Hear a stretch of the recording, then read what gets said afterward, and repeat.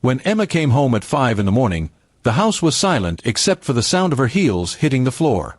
I had been sitting on the couch all night, waiting, not because I didn't know where she was, but because I finally understood who she had become. When she saw me awake, she froze, guilt flickering across her tired face before she masked it with an attitude.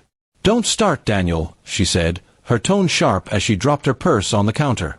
Her eyes avoided mine, but her voice carried arrogance. "I just needed some attention tonight. I got the attention I needed, all right." Her words stung like salt on an open wound. For a moment, I didn't speak. I just stood there, calm but cold inside. Then I said evenly, "Your bags are already packed." Her eyebrows furrowed. "What are you talking about?" she asked, glancing toward the hallway where 2 suitcases sat neatly by the door. She looked back at me, half laughing, half afraid. "Daniel, this isn't funny." "It's not a joke," I replied quietly. "I packed them myself. You wanted attention? Go get it from whoever's been giving it to you. You don't belong here anymore." Her face paled. "You're being dramatic," she said, her voice shaking slightly. "It was just one night. I made a mistake. Can't we talk about this?" "Talk?" I repeated bitterly. "I tried talking. You kept lying. Every late night, every unread message, every fake business trip. I wanted to believe you, Emma. I gave you every chance. But tonight you told me everything I needed to know." Tears welled up in her eyes. "It wasn't supposed to be like this," she whispered. "He just made me feel wanted again. You stopped noticing me, Daniel. I felt invisible." I took a deep breath, fighting to keep my voice steady. "You were never invisible to me.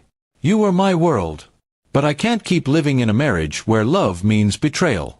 You took the vows lightly, not me." She sank onto the couch, trembling. "Please don't do this," she said softly. "I can fix it. I'll stop seeing him. I'll prove it to you." I shook my head.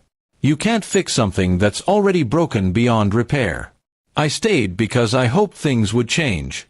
But tonight, I realized the truth. You chose your own path. She looked at the packed bags, then at me, realizing there was no warmth left in my eyes. "So that's it?" she asked bitterly. "You're just ending everything?" "I'm ending the pain," I said. "We've been living a lie for too long. This isn't a home anymore. It's just a reminder of promises you broke." The silence that followed was heavy. She stood, wiped her tears, and walked toward the door, pulling her suitcases behind her.